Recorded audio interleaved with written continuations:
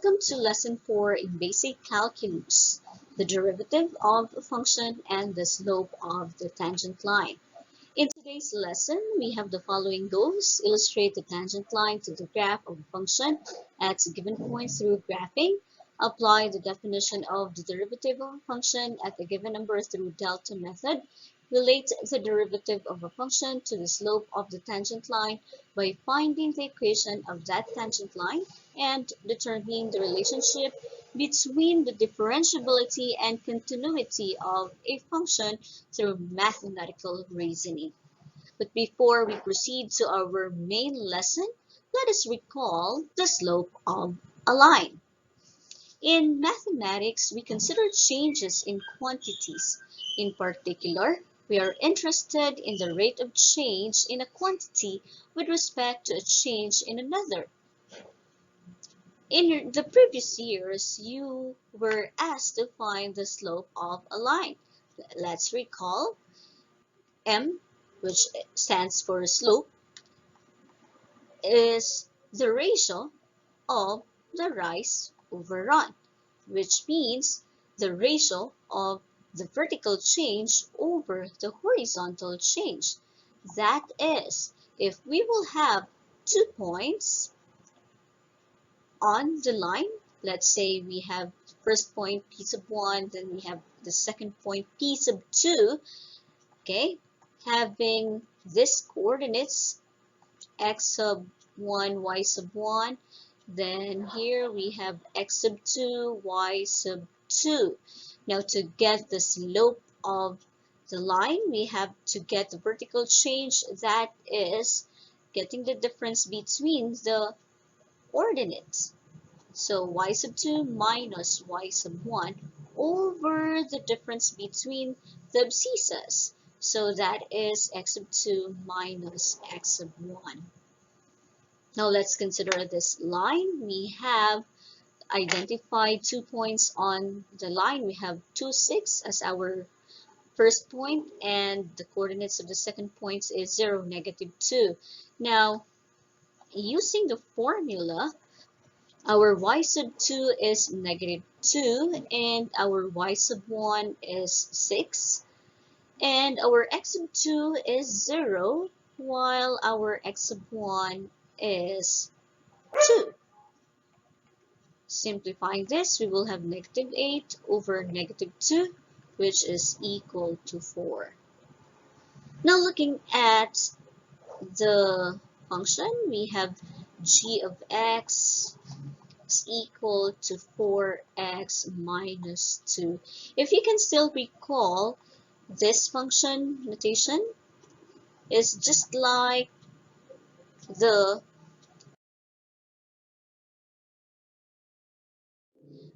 where m is the slope, so that means here m is equal to 4.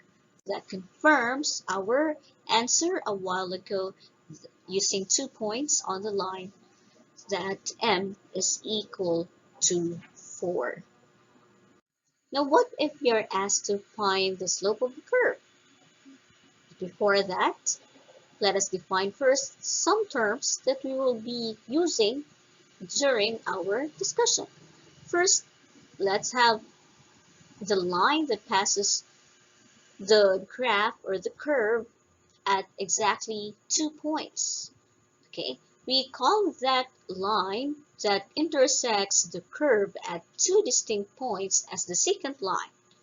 Whereas, if there is a line that passes through the curve at exactly 1 point, we will have a tangent line. And the line that is perpendicular to the tangent line is called the normal line. Now let us discover how the derivative of the function is related to the slope of the tangent line and the slope of the curve related to the slope of the tangent line and the derivative of the given function. Are they the same? And how do we get the slope of a curve? In the previous slides, we have recalled the process of getting the slope of a line, which is the ratio of the vertical change over the horizontal change. Can we still use the same formula? Now, in this case, if we would be able to determine a line that is tangent to the given function, then probably we can estimate the rate of change in y with respect to the rate of change in x in the given function. So let's start. Let's have point P, and there is a line that passes through that point, and let's label that as line L. And then we get the coordinates of point P. Now, since this is just an arbitrary point, then it will have an abscissa of x and an ordinate of f of x. Now let's get another point on the curve and label that as point Q. Point Q will have an abscissa of x plus delta x and an ordinate of f of x plus delta x. In other words, it will have coordinates x plus delta x, f of x plus delta x. Now what is this delta x? Delta x is the difference between the abscissa of the 2 points. Okay. Now let us draw a line that passes through these 2 points, PQ. So we have secant line PQ. Now what if point Q will slide down to point P? Then it will get closer to point P, and the slope of secant PQ will approach to the value of the slope of line L that is tangent to the curve at point P. Now what if delta x become arbitrarily small?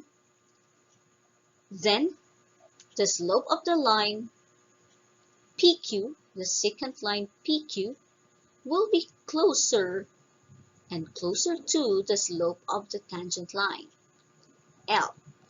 Take note that point Q may be less than x, or probably at the bottom lower left of point P. So it's like getting the limit of the function as x approaches the given point. Now remember how to get the slope of a line. Okay, the slope is equal to the change in y over the change in x. Using symbols, we will have m is equal to y sub 2 minus y sub 1 over x sub 2 minus x sub 1. Now, if we will have the same coordinates of the points as in the previous slides, we will have m is equal to our y sub 2 is f of x plus delta x, since that was the second point. Then our y sub 1 is f of x over the x sub 2, which is x plus delta x. And then our x sub 1, which is x. Simplifying this, we will have f of x plus delta x minus f of x all over delta x, since we can cancel this 2 x's here. Now remember, we would like to make delta x arbitrarily small. So we set delta x approaches to 0, since point Q may be located at the left or at the right of point P. In that case, we are dealing with the limit of the function. So in other words, to get the slope of the curve, which is just the derivative of the function denoted by dy dx, is equal to the limits as delta x approaches 0, okay? The limits of f of x plus delta x minus f of x all over delta x as delta x approaches 0. So in other words, the slope of the curve, the derivative of the function, and the slope of the tangent line means the same thing. Formally, we define the derivative of the function f denoted by dy dx such that its value at the number x in the domain of f is given by dy dx is equal to the limit of f of x plus delta x minus f of x all over delta x as delta x approaches 0 if this limit exists. So in other words, the function will have a derivative if the limit given by this expression exists. The following expressions are equivalent ways of writing the derivative of y equals f of x. First, we have dy dx. The second one is y prime. The third one is f prime of x. And then the derivative of y with respect to x. All of these means the same thing. Now let's try to find the derivative of f of x equals 2x squared. Using the formula for dy dx, we will have dy dx equal to the limit of the function, okay? That means we have to replace all the x's with x plus delta x, okay? Minus 2x squared, and then in the denominator, we have delta x. Now, since we cannot replace automatically delta x by 0, because it will result to an indeterminate form, we have to simplify first the rational expression. So let's expand first the binomial, which is x squared plus 2x delta x plus delta x squared. Okay, so just apply the FOIL method in order to get the expanded form of the binomial. Okay, and then we distribute 2. So we will have 2x squared plus 4x delta x plus 2 delta x squared minus here 2x squared. Then just copy the denominator. Okay, and then take note, we can cancel this out. So what remains are the terms 4x delta x and 2 delta x squared. As you can see, there is a common factor that is delta x. Okay, so we factor that out. Okay, 4x delta x divided by delta x will become 4x. Then here we have 2 delta x squared divided by delta x, we will have 2 delta x. Then we copy the denominator. Take note, we can now cancel this. So we will have to evaluate only 4x plus 2 delta x. So since delta x is 0, then we will have 4x plus 2 times 0. Simplifying that, we have 4x. Therefore, the derivative of the given function is 4x.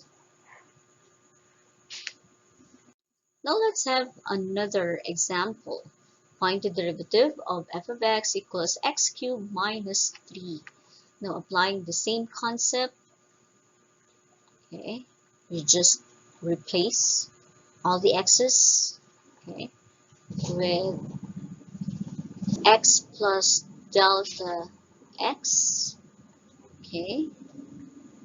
So this is the first, okay, minus x cubed minus 3, and then the denominator. Now to expand the binomial, the cube of x plus delta x, the Pascal's triangle is very helpful. So remember that when we have the binomial raised to the second power, the coefficients are 1 to 1. Whereas if it's raised to the third power, the coefficients would be multiplied by 1, 3, 3, 1. That means the first term will have 1 times x cubed, that is x cubed. Next we have 3, so that is 3x. Now x will have a decreasing exponent, so it will become 3x squared. To make the degree of the term equal to 3, then we will have to write delta x. And then we have another 3 for the third term. This time x will just be x. However, delta x will have 2 as the exponents. Then the fourth term will be multiplied by 1, and then there will be no more x because x is raised to the zeroth power already. So that means delta x will be raised to the third power. And then we copy minus 3. Then we simplify the second term, then we copy the denominator, delta x. Now as you notice, we can cancel something like x cubed, negative 3, okay, then positive 3. So let's rewrite. As you can see, there is a common factor, especially delta x. So we extract delta x from each term. We can cancel delta x, so leaving us with no denominator. So can we evaluate now? Yes, we can have 3x squared plus 3x times 0 plus 0 squared. And then we simplify, we will just have 3x squared. Therefore, the derivative of the given function is 3x squared.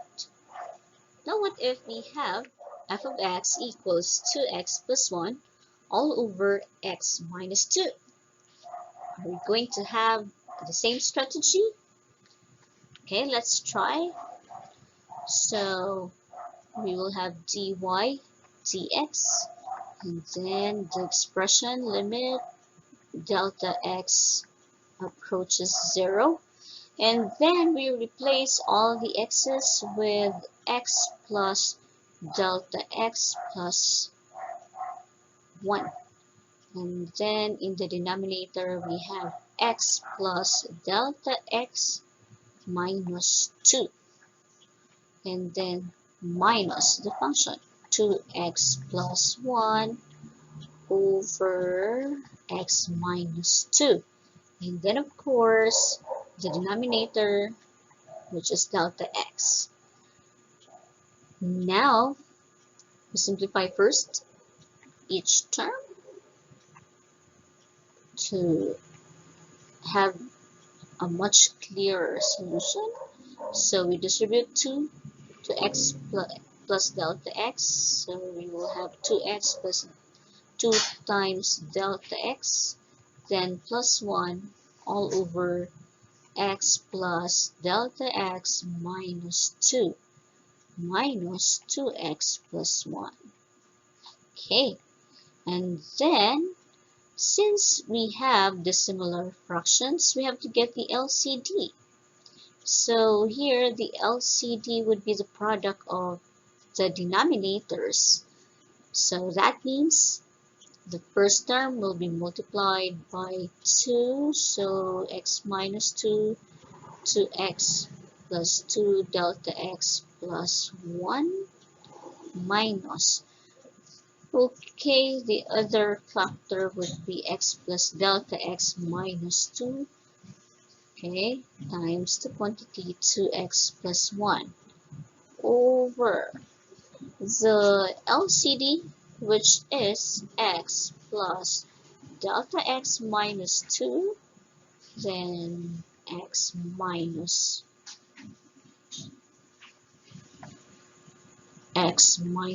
2. And don't forget delta x. Now we can simplify this by applying distribution. So we will have negative 5 delta x over delta x, x plus delta x minus 2, x minus 2. Okay, and then we can cancel this. So we only have negative 5 over x plus delta x minus 2. Then we now evaluate delta x is equal to 0. So we will have negative 5 over x plus 0 minus 2, x minus 2. So therefore, it's like negative 5 all over the square of x minus 2.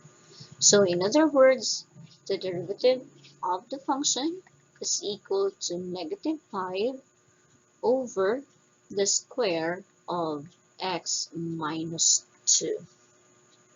Find the derivative of f of x equals the square root of 3x minus 1. Now, we have the same strategy.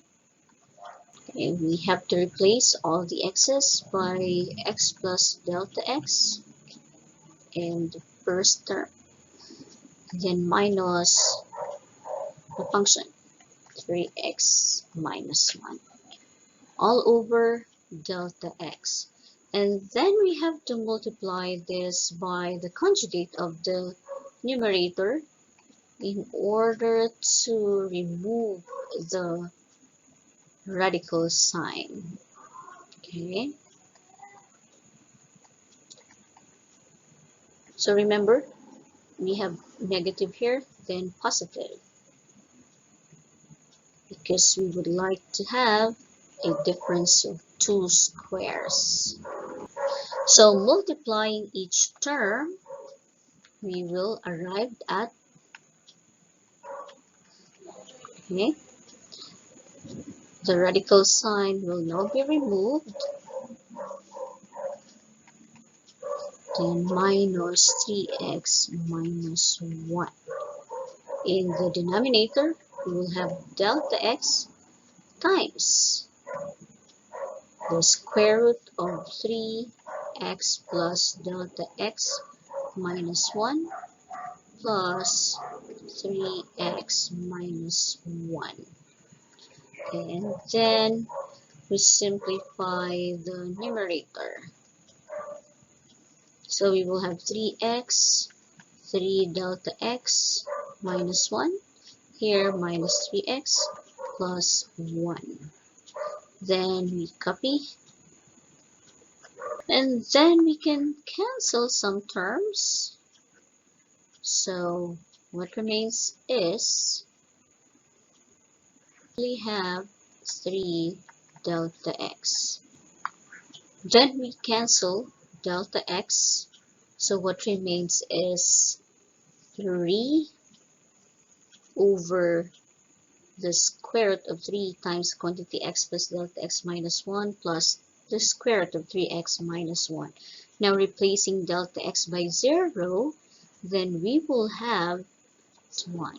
Simplifying that, we will have 3 all over 2 times the quantity 3x minus 1. Okay, I hope you get that. Now let's apply further what we have learned by doing example number 5. Find the slope of the curve at a given point when the function is defined as f of x equals x squared minus 2x plus 1 and the point is 2, 1. Now, getting the derivative of the given function, we would be able to get the slope of the curve. So using the same strategy, getting dy dx of the said function, we will have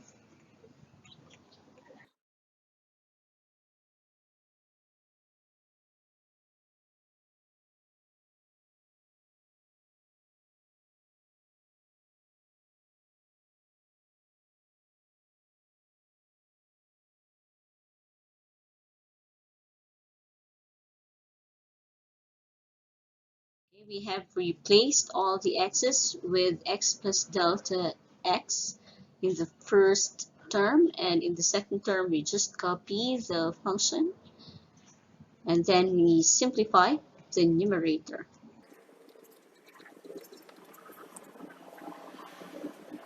We expand the binomial, so using the Pascal's triangle we will use this.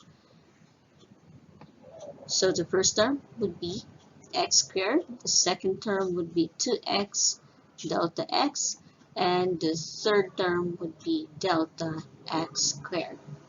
Distributing 2 to x plus delta x, we will have negative 2x minus 2 delta x, and then just copy 1.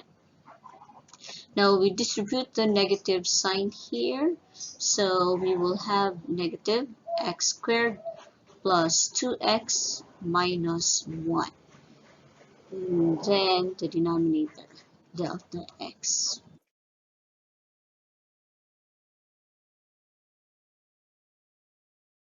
We simplify by canceling additive inverses like x squared and negative x squared. Then we have negative 2x and positive 2x, positive 1 and negative 1. So what remains is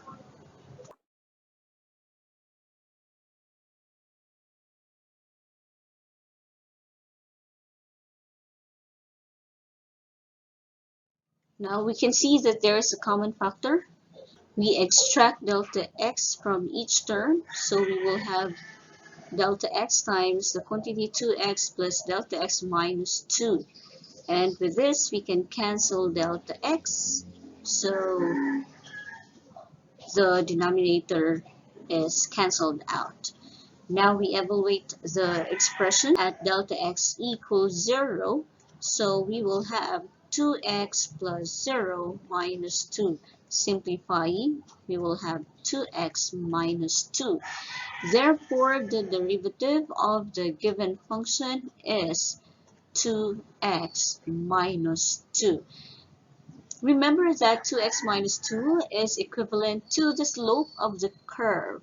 Now, if you would like to get the exact value of the slope at the given point, we evaluate f prime of x at x equals 2. Where did we get that value? We get the abscissa of the point. So evaluating, we will have 2 times 2 minus 2. Simplifying, we will have 2.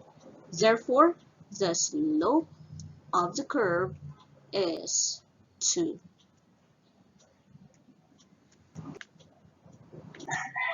Now let's have example number 6. Find the equation of the line tangent to the graph of the function defined by f of x equals 2x cubed minus 3x at 1, negative 1. Now remember that the slope of the curve and the slope of the tangent line at a given point to the curve is the same as the derivative of the given function. So getting the derivative of the function, we will have,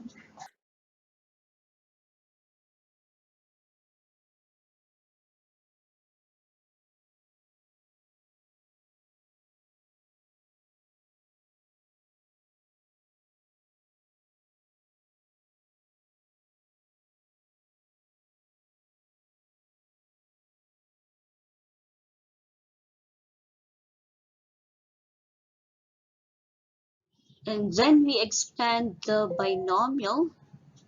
Okay, when the binomial is raised to the third power, we are going to use these numbers.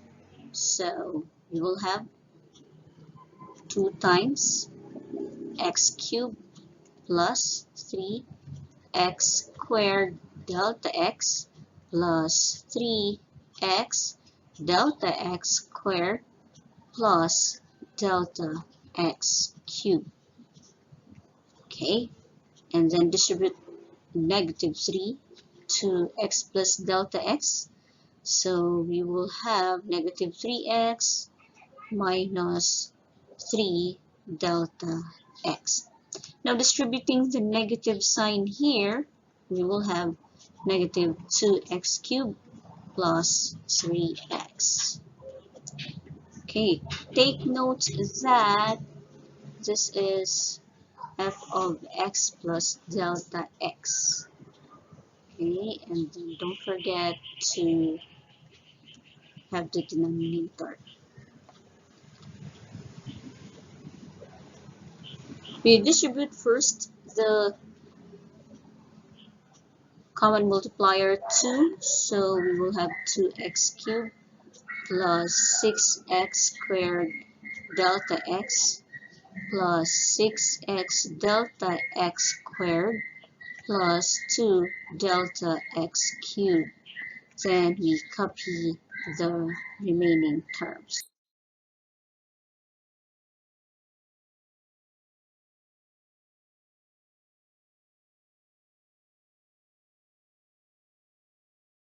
Then we cancel out the additive inverses, so we have 2x cubed, negative 2x cubed, negative 3x, and then positive 3x. So what remains is,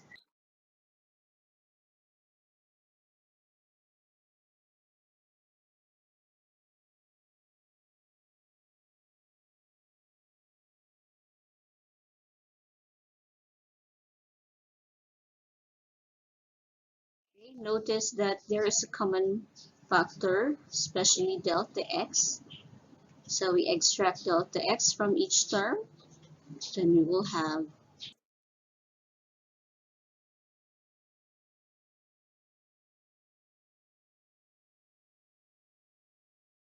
and then we cancel delta x, thus removing the denominator. And then we evaluate the expression by evaluating at delta x equals 0. So we will have 6x squared plus 6x times 0 plus 2 times 0 squared minus 3. Simplifying, we will have 6x squared minus 3. So therefore, the derivative of the function is 6x squared minus 3. Now, to get the slope of the tangent line, we have to evaluate f prime of x at x equal to 1. So we will have f prime of 1. So we will have 6 times 1 raised to the second power minus 3. That will give us 3. So therefore, m is equal to 3. Now remember the point slope form of the equation of a line, which is y minus y sub 1 equals m times x minus x sub 1. So remember that our point is 1, negative 1. Replacing the variables with the given values, we will have y plus 1 equals 3 times x minus 1. Writing this in the slope-intercept form, we will have y equals 3x minus 3 transpose positive 1, so we will have negative 1. Therefore, the equation would be y equals 3x minus 4. The equation of the tangent line that is tangent to the curve at 1, negative 1. Now, how is continuity related with differentiability? Okay. Now, remember that we have 2 points on the curve. Now, by definition of the derivative of function, it implies that the function should be continuous in order that this limit exists. So therefore, if a function f of x is differentiable at x equals a, then the function is continuous at x equals a. In other words, differentiability implies continuity. Let's work on some examples.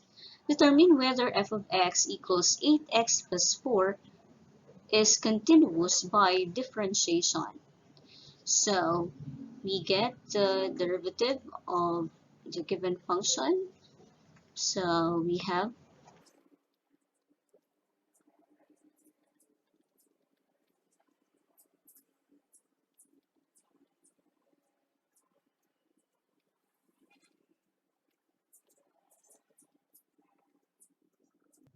we simplify the numerator.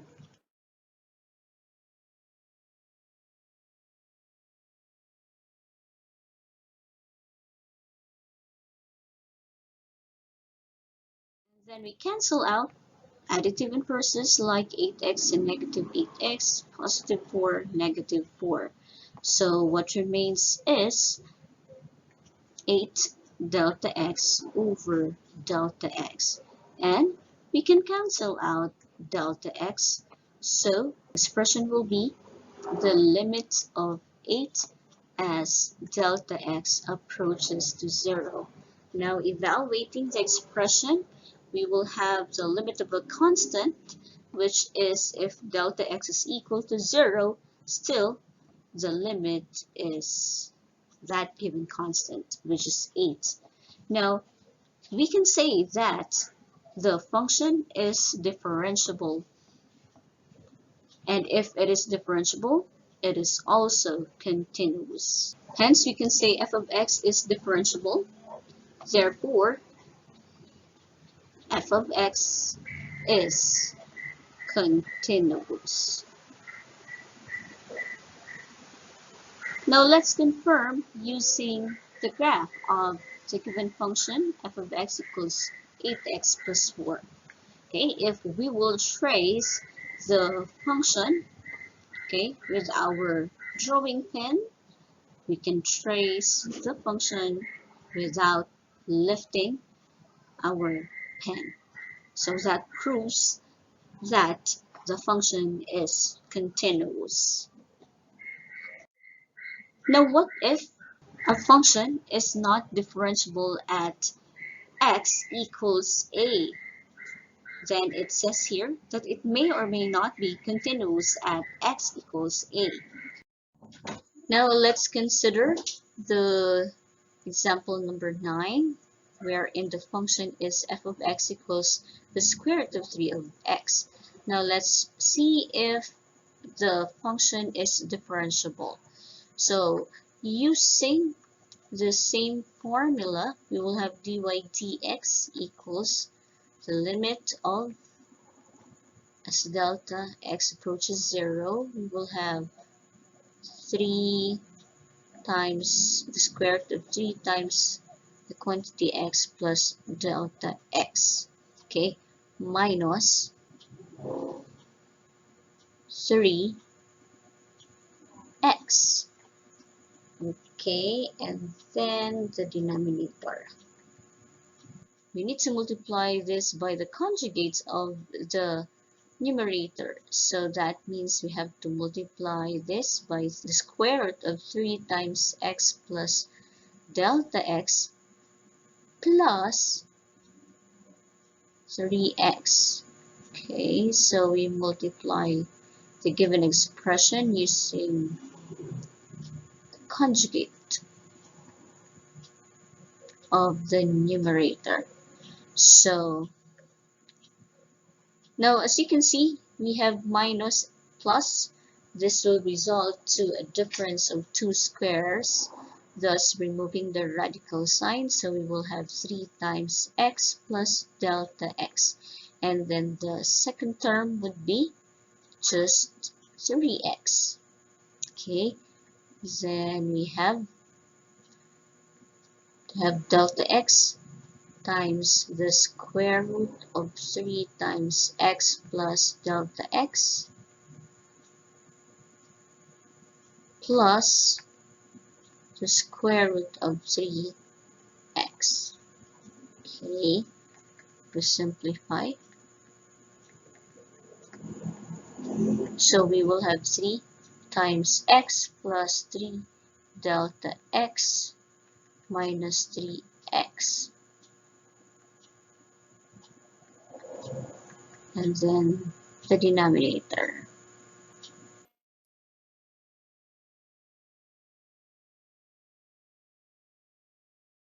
Okay, we can cancel out additive inverses.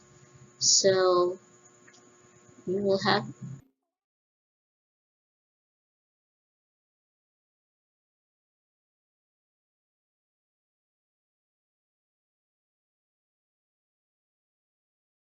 then we can cancel out the common factor, which is delta x, okay? And then you will only evaluate here the limit of, okay? So here we have 3.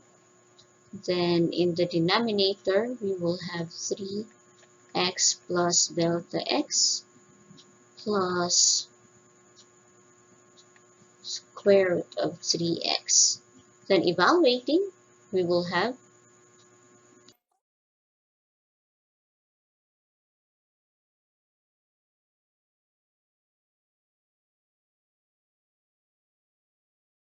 simplifying this further, we will have 3 over 2 times the square root of 3x.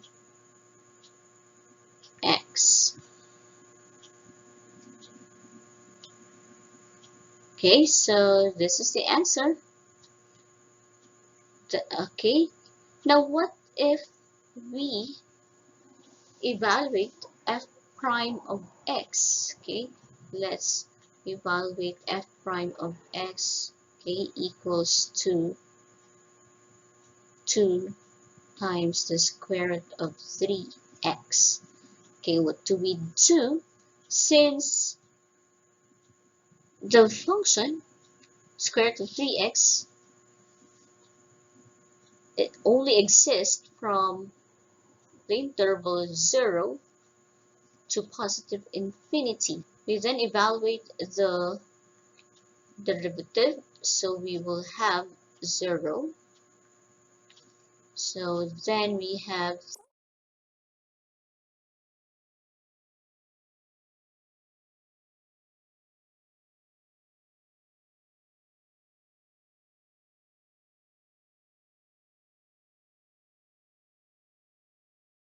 Since we have arrived at an indeterminate form, we can say that f of x is not differentiable.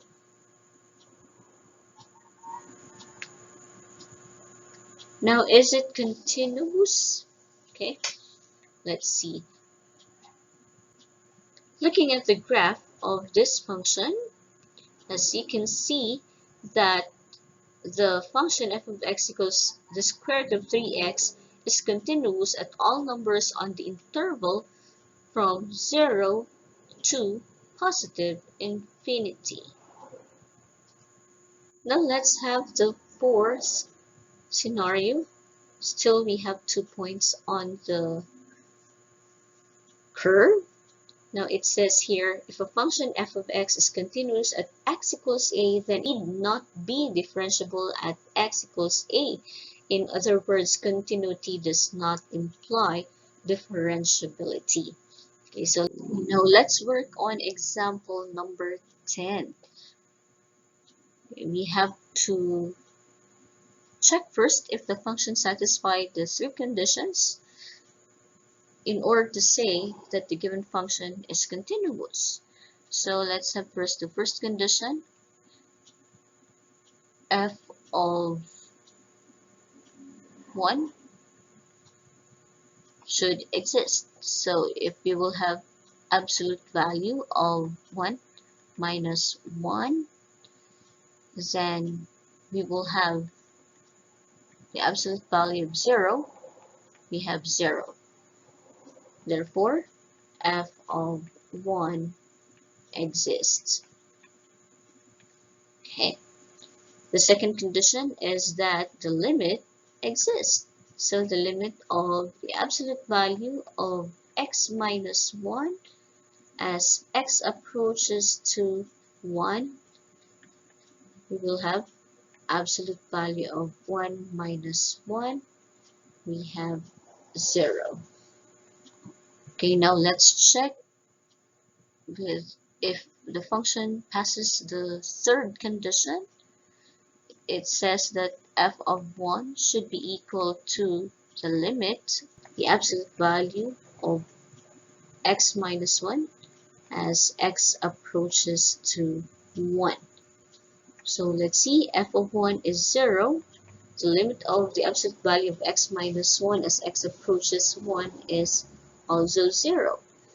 Therefore, we can say that f of x is continuous since it passes the three conditions. Now looking at the graph, so we can trace the graph without lifting our pen, okay, from left to right or from right to left.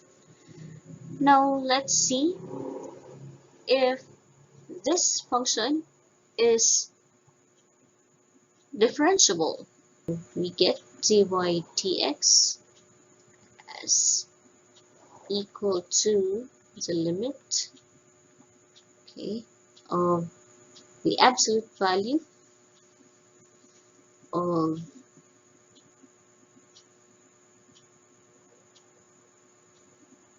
x plus delta x minus 1 minus the absolute value of x minus 1 all over delta x. Okay.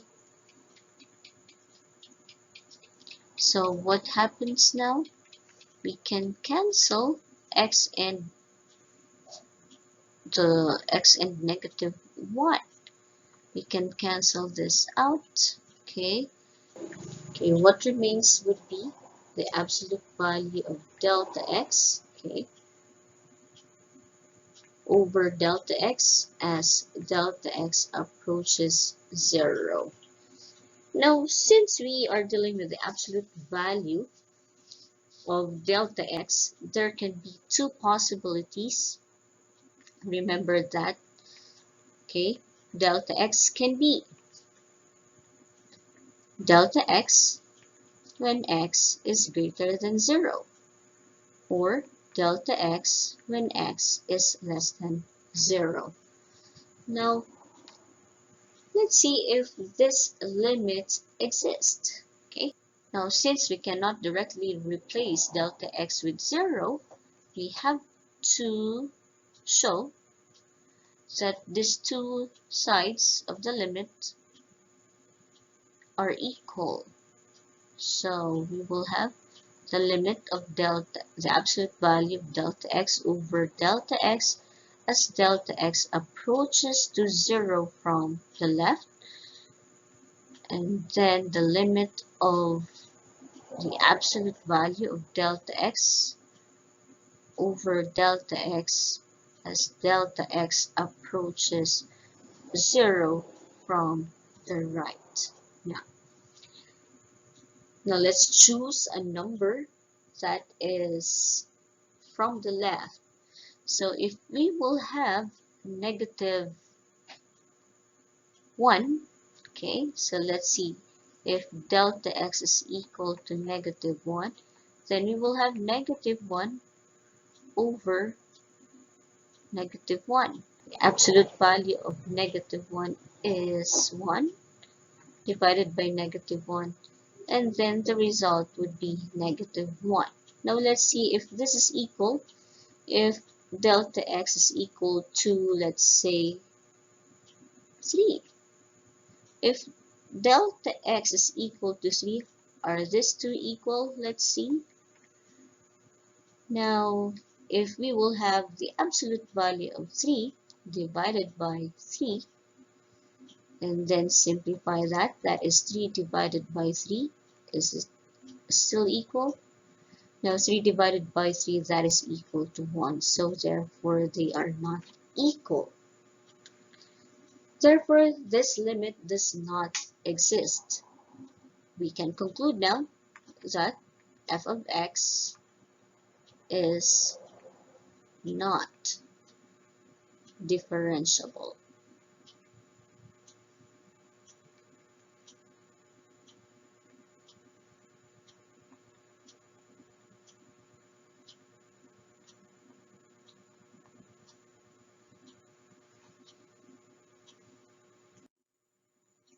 Now let's have the last condition under this. If the function f of x is discontinuous at x equals a, then it need not be differentiable at x equals a.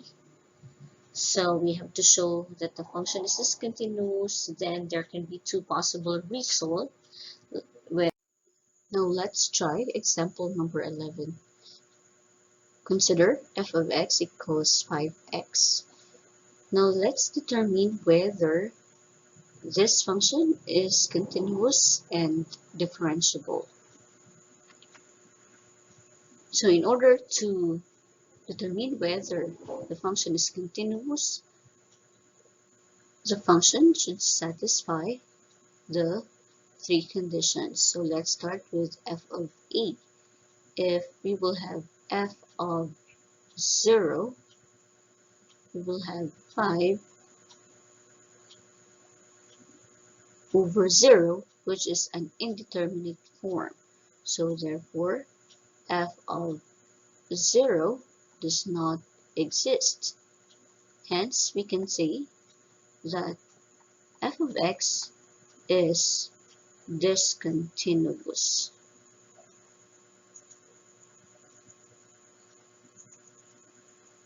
Now let's determine whether it is differentiable.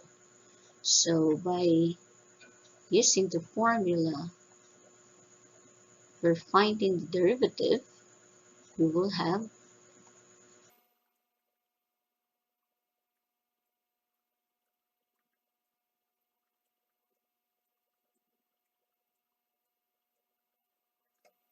okay, we have just replaced in the first term all the x's with x plus delta x.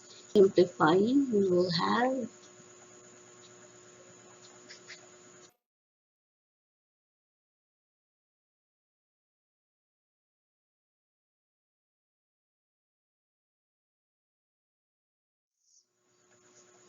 and then we have to cancel terms because when added they become 0. So here we will have negative 5 delta x over delta x times x plus delta x times x. We can now cancel delta x. Therefore, we will only have the limit of negative 5 over x plus delta x. Now we evaluate having delta x equals 0, so therefore we will have negative 5 over x squared. The derivative of the given function is negative 5 over x squared. Now we evaluate f prime of x at 0. So we will have f prime of 0, negative 5 over 0 squared, which is an indeterminate form. Therefore, f of x is not differentiable